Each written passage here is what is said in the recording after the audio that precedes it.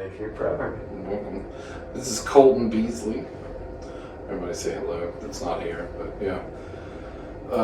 Colton, why don't you run down your list of things that you've done? When I met you, you were doing Asara, and I met you because this lady behind the camera that nobody can see at the moment said, "Hey, there's this great band. You got to check them out. They're amazing. Come to Wings and Ale and see them." Heck yeah. #1 fan all the way back then. So For real. But I know you have had a much longer music career than even that. Second generation and all that stuff. So I thought, just in your own words, kind of tell us your musical journey so far. Which got you to the point of this interview. So, started Osara in 2012. Prior to that, though, and moving to South Carolina when I was 16, 17 maybe, I was playing with my parents. My mom and dad both play music. Mom is piano, vocals, dad guitar. We did any bar that would have us, private party, anywhere. We loved it, man. With acoustic, she played piano, played guitar, I played acoustic, and then so we did that all the way through. Would you say your dad is one of your primary inspirations and your mom for? Oh, absolutely. Yeah, and one of the cool things, man, is it's like you learn from people. I don't say osmosis, but I guess when you play somebody with so long, especially my family too. It's like I know now I've picked up things from my mom and my dad that I didn't know I picked up. Yeah. You know what I mean? I was maybe like. Well, you pick up personality traits. For sure, yeah. You don't even know you have. And then it's not until you're an adult, you start realizing, oh, I'm like my dad this way, I'm like my mom this way. Yeah. But for music, that's cool because they're both very, very good at what they do. And so was that your first band experience, was playing with them? No. So I played in high school, and I was kind of a strange high school student. Yeah. Because I moved in the middle of sophomore year, so I was like. Where did y'all come from? North Carolina. Oh, okay. Robbins. So it's I would say akin to Newberry area, sort of, but much smaller even, for sure. There's no opera house? No, not at all. The nearest opera house would have been Asheboro or Greensboro. Okay.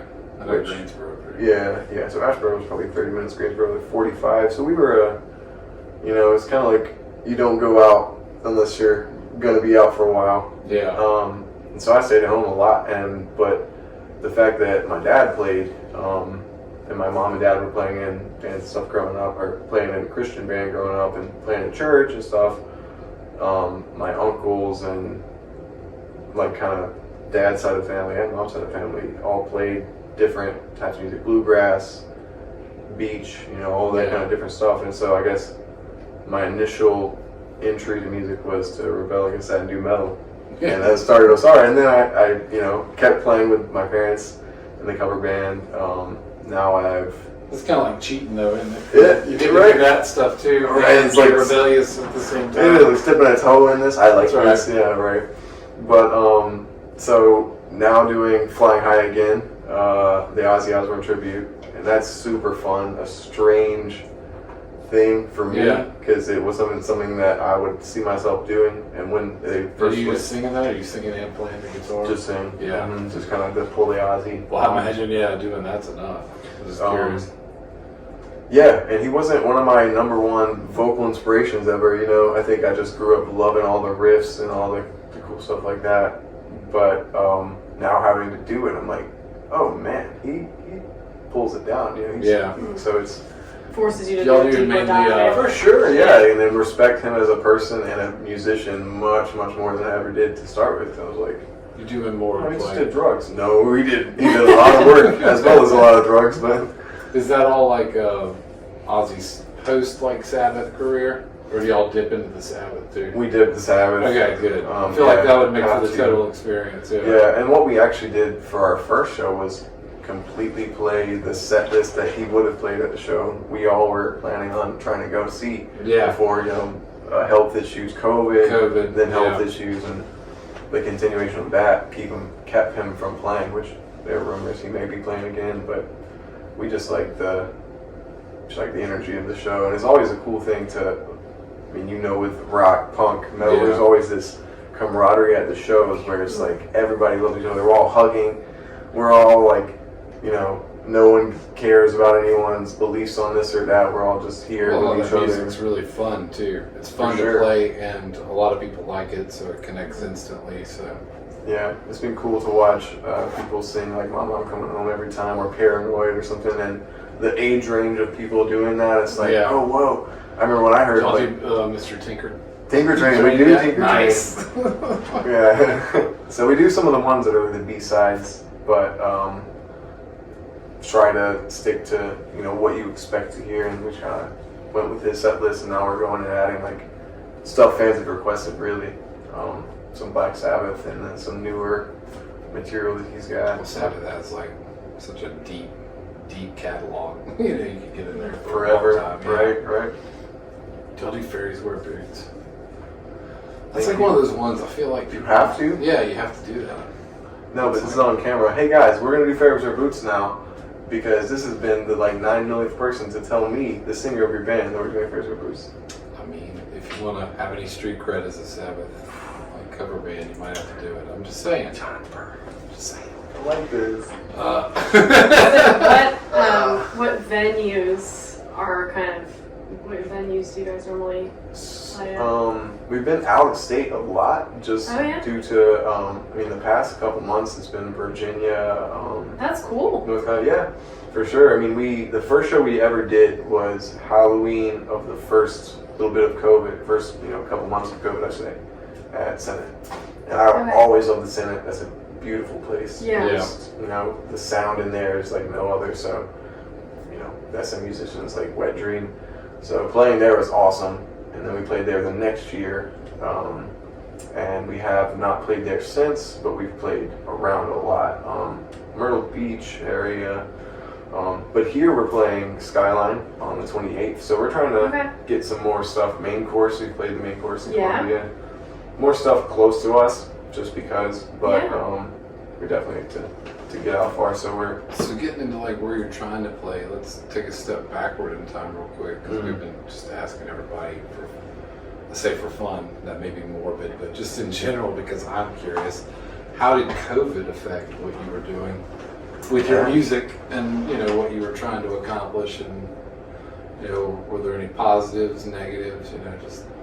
And we have, for the record, like it does sound kind of morbid, but for the record, like we have had some positives. Oh yeah. We have had some people say they had positives in their music career because COVID forced them to stay home and either practice or learn new skills, stuff like that. So it does sound morbid. There was such a niche of people that were willing to play out, like they just actually kind of grew their career because they would go to play shows. Yeah, they would go to a gig that they felt safe at with masks and distance and stuff. Yeah. So they actually got more gigs as a result of it.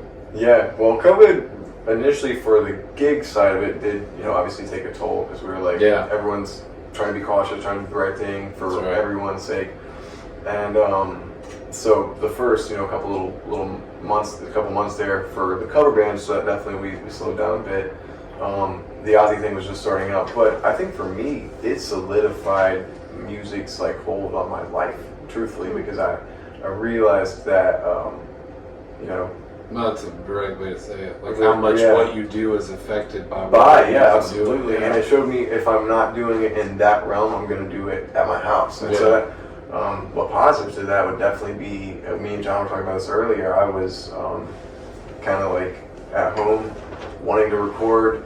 So we booked a studio session, a couple months out, but I was like, well, I don't know, 3 months, So I started trying to do some stuff on my own at home, and that's helped me write songs. And really, COVID and losses in families that are related to me and my own family and stuff sounds very morbid, but that makes you realize how much those connections with family are. How much that means to you. True. So just like the connection to music, my connection to the people that I play music for or with or whatever, that's a big thing that you realize. It felt like a culling in a weird way. It was very bizarre. It was like Not only were people dying, but it also forced you to process with that, in one way. But then, like you said, a personal level of well, if I can't do music, what is music to me? Right. I'm still gonna make it at home. Right. Still like it. Right. And I would just play. I would just play to myself. I play to her. I play, Yeah. To nobody. I love to do that. I think we all do. But the thing that COVID for sure did, aside from slowing it down, was in a way like amplifying the white noise that you heard outside of the music. And so you had to focus on the meaningful connections with people, meaningful connections with music. And so I started to put all my time musically into what was meaningful to me, whether it's live or like trying to write stuff. The first song I ever released myself was Time, which was the first song I ever ever wrote. And that was something during that moment in time, with COVID and everything. I remembered my experience being in a coma, being on a ventilator, and hearing about all these people on ventilators and comas, and thinking about maybe take a beat just to slow back. Explain that. Well, just for anybody that's doesn't know your life. Yeah. Start throwing out comas and ventilators. I feel like we need to just take at least a quick beat and throw in a fun fact real quick. Pop-up video. Yeah, that's right. In 2014, Colton Beasley was in a coma. I don't know if that's a good voice. How long were you in the coma? A little over a month, close to 5 weeks, I'd say. How old were you in 2014? 19. Yep. So I was 19. So traumatic experience like that for sure. But the COVID. Jeez, man. The COVID. Yeah, it sounds really conspiratorial, doesn't it? It's worthy of a thing. COVID. Yeah, I guess it is like it's a verb now for sure. COVIDed. Well, you have to put the 19 in there because you're not technically doing it right. Yeah. Well, I started having panic attacks, man, and was telling Ashley like, I can't breathe. I'm a singer. I can't breathe. Yeah. What I would do is start singing whenever I would start freaking out that I couldn't breathe, and it was literally just because. My experience in the hospital, going through all of that, being health conscious, post that. Well, ventilators are rough too. Horrible situation. Like anybody that dealt with that or deals with that, I feel bad for them. Yeah. I feel for them in lots of ways, but. Well, singing is a good way to prove to yourself in that anxious moment that you can breathe, because you couldn't sing if you couldn't breathe. And it came out of, honestly, I think just survival, because I'm the person that gets really stressed and goes, and it just is like, I've done that at shows, before shows, I'm like, I'm gonna throw up, that feeling, and it's like, you don't lose that, I don't think. Some people do lose that. I envy those people so much. I used to get terrified, and then by weird coincidence, I was in nursing school at the same time, and we were really learning about fight or flight at the same time, like I was going up on stage. It kind of just flipped my brain. I was like, all right, I am terrified, but it's because there's, hormones dropping. Like, my body's like either, do something, get energetic about it, or turn around and run. Yep. You got energy to do either one. But you have to put that. So it kind of helped. It helped actually calm me because I thought I've got the jitters because I've got to do it. Like I'm excited about it. Yeah, it's definitely a frame of mind switch that I had to take, and singing in that moment for sure made me. I told her, it's like, if I can sing, I can breathe, I can live, I'm alive. So it's people don't understand that unless you have anxiety. Me and Ashley were talking about that. Like it sounds silly unless you actually have anxiety, and then it's like a language. You know exactly what people are talking about. Because I used to have the same type of thing where my parents or whoever are trying to reassure me I would say, oh, I feel like I can't breathe, and then they would respond, well, you're talking. You're obviously able to breathe. And it sounds stupid, but you don't understand it unless you're in that moment. And you're having anxiety. Technically, your physical body is forgetting to breathe. Right. That's the funny thing. And I've always... Well, the brain is a fascinating thing. The brain is powerful. Yeah. Well, so in my coma experience post-coma experience, and waking up on a ventilator, for the 3-ish days I was conscious on the ventilator, I breathed against it repeatedly. Because as a musician, I think the timing bothered me so bad. They just, and you don't feel necessarily your lungs rise. Because it's just like it's doing the work for you. It's pumping your lungs. Right. Right. So you don't feel the rise or anything. But I was like, that's weird. I'm supposed to. And lots of reasons, but I think that to go back to the COVID situation and how that affected music in general, for me, that solidified the aspect of singing. I read some things about during that time just about singing anxiety, and singing is one of the only things you can do that immediately stimulates your vagus nerve. So I had a lot of issues with nerve function immediately after the coma. So it stimulates your vagus nerve. There's lots of health things about it. Health benefits, you know. It's just in general, like that way they say if you're down and try and smile, because it does actually make you happier. Right, yeah, it's right. almost like a... You can sing a song or just be goofy with it, and it'll kind of For sure. lighten you up. Yeah, my grandpa would always say, you have to, it's either you smile or you laugh. Yeah. Sorry, you laugh or you cry. You're either going to laugh or you're going to cry. And so it's like, you get to pick. It's weird how similar those two are. Right. And how they can be born out of each other. For like sure. sometimes crying turns into laughing and vice versa. So it's weird how... Well, because they both how provide similar, a release. they're both... a release at some point. Yeah, Right. they both have kind of similar intensities. Like Right. hard laughing and hard crying are both really intense. Physical emotions, actions, yeah. but also the emotions could be one or the other. Yeah. It's like you see how sometimes in like movies with like psychopaths, how they'll be like literal killer psychopaths. Yeah. Not that ever, Like but laughing, they'll be laughing and they'll start crying, and it's such an effortless transition into the two, because it's just you realize how similar the two emotions actually are. So it's kind of interesting. Yeah. And I was going to say about COVID, like how you were saying, it kind of sort of backed you into the corner of making that decision about what you were going to focus on, because you didn't have a choice because of what's going on in the world. And a lot of times, like we were saying, I mean, it sounds grim, but emotive songwriting is born of tragedy and just real life experience. Yeah. And I know a lot of real emotive raw songs that came out of the COVID era. So. For sure. The albums that are coming out now by a lot of bands I've always loved are spectacular. So I'm sure that that's bled into all the art forms at this point, where you have so much time alone with your brain that maybe you didn't have before. For sure, and the impetus to say something about all this crazy stuff going on that everyone wants to say something about. It was a perfect storm of ridiculousness. It was absolutely. You really think about it? It was like once in a lifetime, We nearly missed a comment in real life, and then they made a movie about it as well. That's right. Oh, that was a good movie. Yeah. Not that Netflix gives us any money, but I did enjoy that movie. I enjoyed that movie too. Yeah.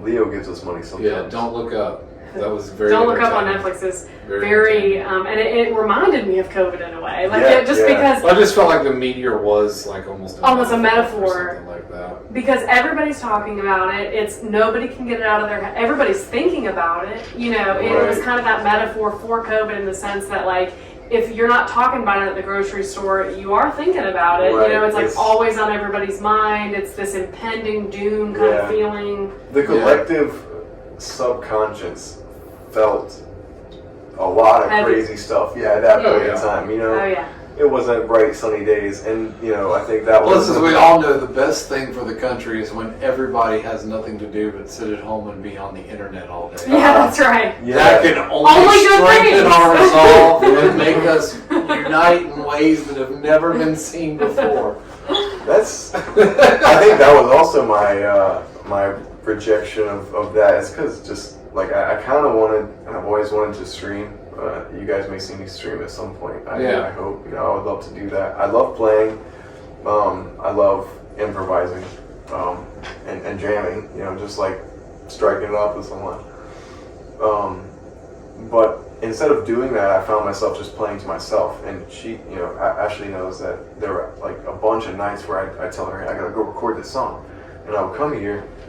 And like I was telling you, I'd start clicking buttons and stuff, and I'd get halfway into start actually recording and just get sucked into this playing. Yeah. Just this guitar riff or whatever, and I'd be in my head, in some other world for 4 or 5 hours and realize, holy cow, it's 3 a.m. I gotta go to bed, I gotta work. And I'm that was the release that I needed. It wasn't playing for other people, it was playing for myself. So I tried to incorporate the way that felt for the longest time into the live playing now, where I'm not playing for a show. I'm playing to give a show, but it's not a show I'm giving. It's reality. I'm feeling what I'm playing because I've felt this before, and I'm trying to bottle it up and throw it out again. You know what I mean? When you play for yourself and you have that integrity with yourself, and naturally fans gravitate because people, when you're playing for yourself, people can feel that and they can feel like the genuine energy. Yeah, absolutely, and that's what I've always been drawn to. And I feel like people feel genuine energy no matter what, too. You know, it's like, even if you were going to be like, let's say like a Velvet Underground cover band, be like that. Right. Be the fucking best at Yeah, it. have a viola player, which I someday will hope to have next time I do a tribute. But God, you know, like I would love to see that. That would be real fun to see. Yeah. Put your heart into that if that's your thing. Right. Yeah. I just, man, I've in my experience with the hospital, long hospital stay and stuff, I felt my personal self, the healing, emotional, and in other ways of music. Well, I feel like that has. I mean, Watch that. We could do an entire hour just on that. Yeah. I mean, there's so many fascinating questions I would ask you. Just in a sense, too, like one that immediately jumps to my mind, if I have to ask one, is how did you notice people treating you differently after your coma from before? Like the same people in your life, but it's almost like, were they timid? Were they afraid? Did they see you in death? Like, did you have to rebuild, interesting relationships that way? Like, I think that did that's they a look really at you good as question. more frail or something? Or just, Well, you get both. I think in Yeah. some ways you get people that are like, wow, you are immensely strong. So for me to have seen you go through all of this, that's crazy. Yeah. And then you see the other people that are like, oh, dude, like I literally lost about 65, 70 pounds from waking up. So I was a totally different shaped person and everything. And so very, very frail, had no muscle, and was literally lifting all your 1 pound weights, I was lifting those like legitimately, and I was like, of course, the irony would have it, they would make these weights pink. I love it. Yeah. But no, I think that what I noticed, at least in my looking back on that part of my life, my perception of myself is what people took, and that's what I take now. It's like if I felt strong due to my accident, they were like, wow, that's amazing that you the friends that I had that saw me go through that really trusted me with like everything at that point. And then if I felt not able to do something because of that, I think that's true for anybody in life. Your perception does become your reality. So either you're frail or you're strong. So but I think I think too, you could go through something traumatic like that and not even say that somebody would be weak or, abusing it, but it would be very easy to be like, can I do things, like, and to overly lean on people or want that comfort because that was such a traumatic thing. So, right.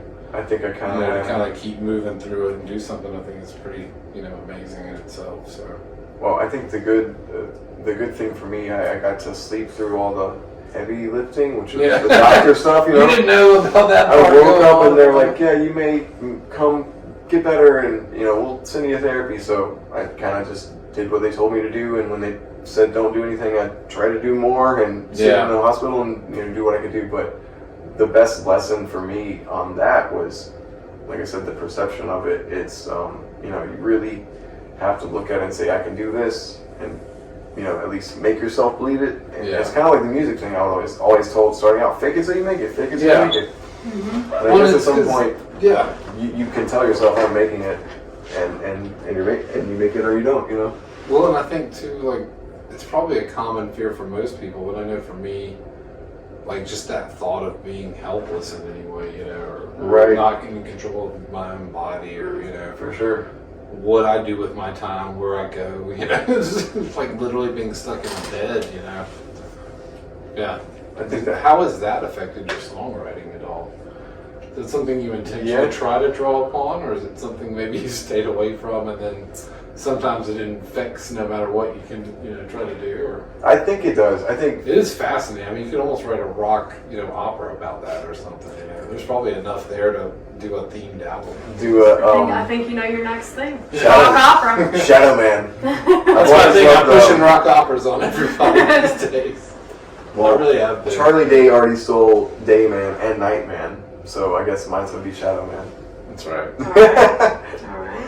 But there's probably a compelling name. Go ahead and get the blueprints going. Yeah, I'm gonna start. Pecan Sandy's. Copyright Shadow Man. That's right.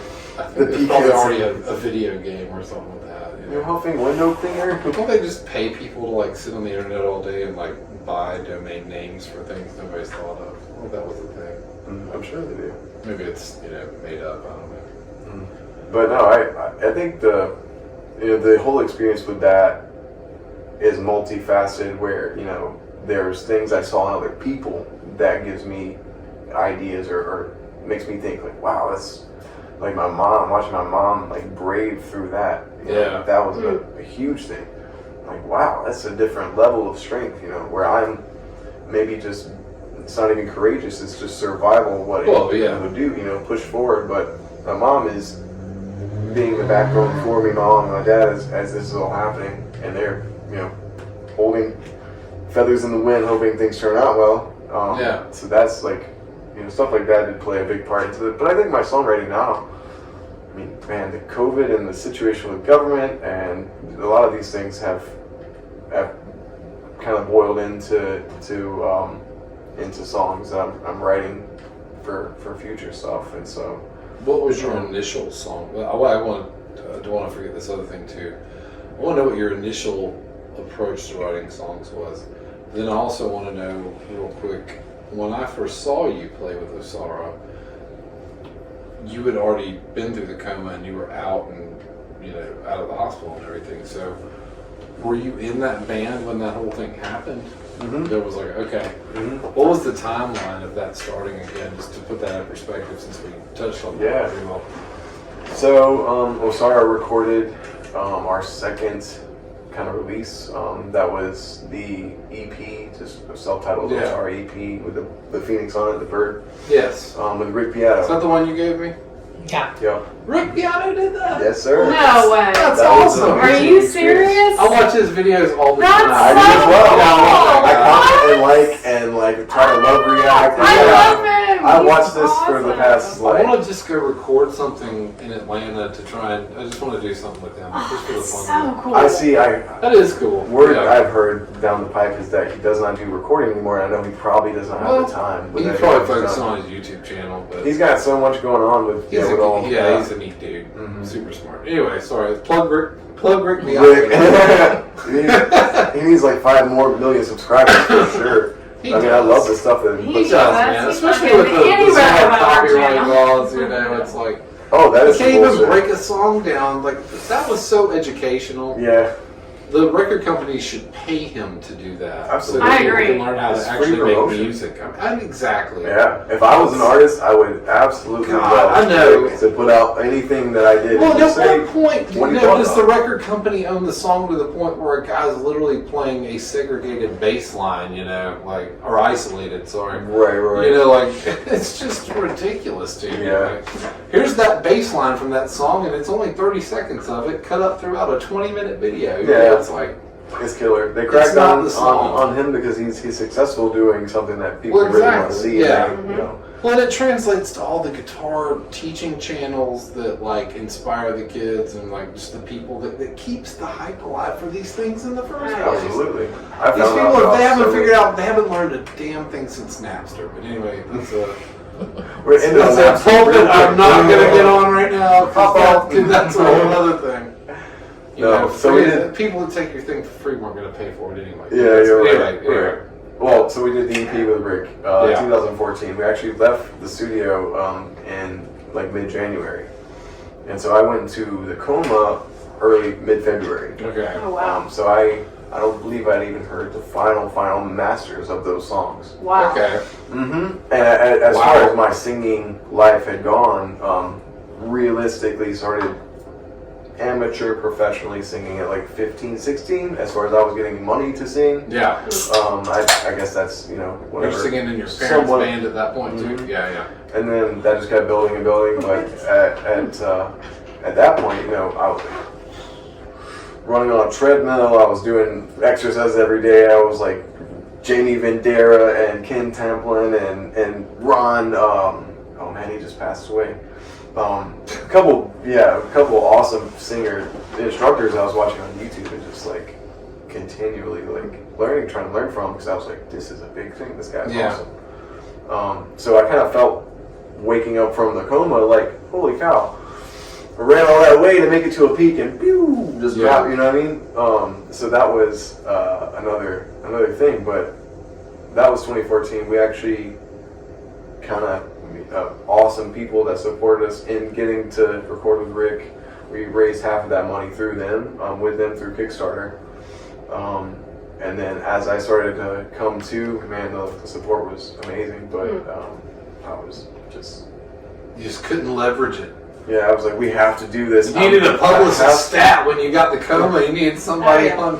Or probably... If you only had social media the extent it was now, you would have done the whole thing differently. You're right. Well, so I did... We played the release show for that album January 9th, 1 year to the day that we got out of the studio. So basically, I busted chops as best as I could to get myself physically ready and able to put on a show. Wow. And was that like playing for the first time all over again? I was gonna say that's like... It was worse than that, dude. Wow. It was way worse. Yeah, I can see that because for the folks you don't even know what you're supposed to be afraid of technically. Yeah, now until you know. Until you know. That's how you knew what you could potentially screw up. I knew all the ways I could screw up, and I knew the ways I was that's intense. Wow. So I appreciate everybody who was at that show for being there. You freaking rock. We sold the place out, man. It was a great night at Jillian's. It was like I believe our first show ever at that place, and yeah, Ashley was there. That was the first show I actually saw. She's always there.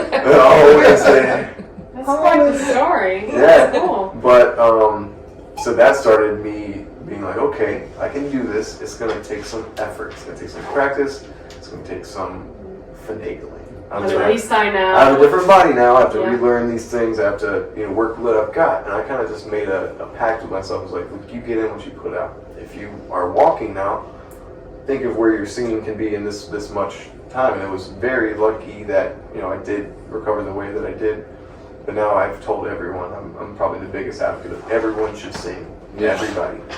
You've been doing it since you were a child. There's no reason to stop now. Most people just don't do it because of their confidence in it or whatever. But you never develop more confidence in it. I was just assuming even people that couldn't technically sing were like in their car, like Yeah. John always says everybody has a voice. They do. And it's true. I mean, everybody, whether it's like God-given singing talent or not, I mean, everybody does have a voice. Now, granted, she's an amazing songwriter, but if Patti Smith can have a career singing at the same time... Bob Dylan did it. Bob Dylan has a good voice. I would put it over Patti Smith any day. I just wanted to start one little ember.